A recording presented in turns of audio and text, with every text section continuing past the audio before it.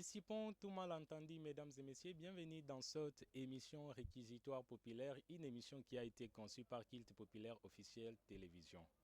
Comme nous vous l'avons toujours dit, que Réquisitoire Populaire a été conçu pour votre savoir et dissiper tout malentendu. Aujourd'hui, nous allons devoir aborder une question qui parle sur l'état de guerre. Quand peut-on déclarer l'état de guerre? Et surtout, c'est une question qui est en actualité en République démocratique du Congo. Nous allons donner quelques conditions qui doivent témoigner, qui doivent donner place en ce que l'état de guerre soit déclaré par le président de la République. Ainsi, en vertu de l'article 85 de la Constitution de la République démocratique du Congo, lorsque des circonstances graves menacent d'une manière immédiate l'indépendance et l'intégrité territoriale, le président de la République a le plein pouvoir de déclarer la guerre, mais dans des conditions prévues par la Constitution.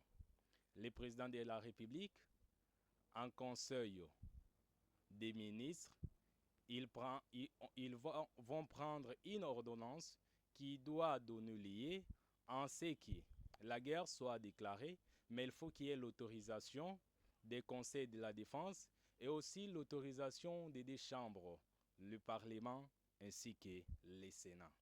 En vertu de l'article 85, nous avons dit, la première condition pour devoir déclarer la guerre, il faut que les territoires nationaux soient menacés.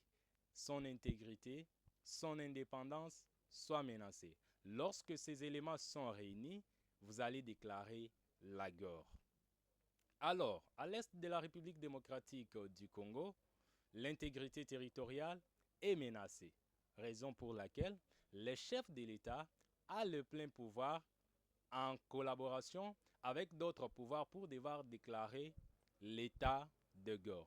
Mais on ne déclare pas l'état de guerre de manière vulgaire, mais l'état de guerre est déclaré selon les normes de la République démocratique du Congo et surtout la loi Mercurieux, la Constitution.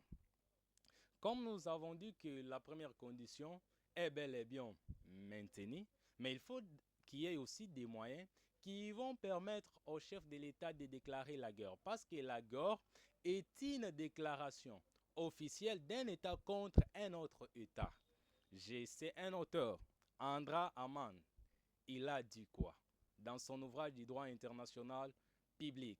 Il a dit il n'y a pas la guerre sans la déclaration préalable. Donc dans les conditions ci-après, il faut qu'il y ait une déclaration officielle d'un État vers un autre État.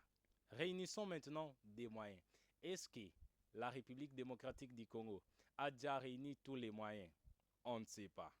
Donc, il faut d'abord qu'il y ait des moyens. Troisième condition, l'état de guerre donne lieu à une administration particulière, à une administration exceptionnelle. Et les pleins pouvoirs seront dévolus au président de la République. D'où le président de la République aura l'opportunité de nommer les gouverneurs. Donc, dans toutes les 26 provinces qui composent la République démocratique du Congo, ça sera le président de la République qui va nommer tous ces gouverneurs. Donc, il y a déjà un état d'exception, il y a déjà une administration particulière. Raison pour laquelle il faut que l'armée soit consolidée, il faut que l'armée ne soit pas infiltrée. Une fois que l'armée est infiltrée, tout est par terre. Parce que c'est l'armée qui aura la coordination de l'État. Donc, l'armée congolaise est-elle solide? L'armée congolaise est-elle infiltrée? L'armée congolaise a réuni tous les moyens possibles pour devoir faire la guerre contre les Rwandais. On ne sait pas.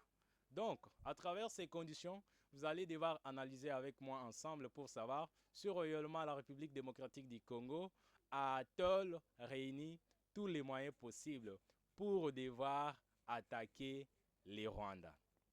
Mais en droit international public ou droit humanitaire, retenons quelque chose. Faire la guerre, ce n'est pas une sorte d'inimité. La guerre a des règles et ces règles doivent être respectées en droit humanitaire. Ces règles doivent être respectées. Et lorsque ces règles ne sont pas respectées, il y aura des sanctions, il y aura des corrections, quoiqu'il y a une doctrine qui estime que en droit international public, il n'y a pas la coercition. Donc, c'est que vous devez savoir que tous ces moyens doivent être réunis. Il faut que l'intégrité territoriale soit menacée. Lorsque l'intégrité territoriale est menacée, il faut aussi réunir des moyens qui vont vous permettre à faire la guerre contre un État, mais dans les conditions prévues par l'État, dans les conditions prévues aussi par les droits internationaux humanitaires. Donc, en vertu de l'article 85, article 143 de la Constitution, le président de la République a les droits, a les devoirs, lorsque l'intégrité territoriale est menacée, de déclarer la guerre. Au demeurant, réunissons presque tous les moyens qui vont nous permettre à faire la guerre contre les Rwandais. On ne fait pas la guerre par des gestes, on ne fait pas la guerre avec des paroles tout simplement, mais la guerre doit être faite avec des moyens. Donc réunissons les moyens, que l'armée ne soit pas infiltrée. Il n'y a pas de guerre sans déclaration préalable. Lorsque les circonstances graves menacent d'une manière immédiate, à l'est du pays, ça ne va pas. Les Congolais sont tués comme des animaux, mais c'est ce qui nous fait mal aussi de devoir analyser que les droits humanitaires n'est pas aussi du tout respectés. Et je vais dire quelque chose. Le droit international public n'a jamais été un droit de coercition. C'est tout à fait difficile qu'en droit international public qu'il y ait des coercitions. Et si les Congolais pleurnichent, s'attendent que les grandes puissances, comme vous voulez les dire, puissent intervenir afin qu'il y ait la paix en droit international public pour respecter les règles, c'est la bonne foi qui règne.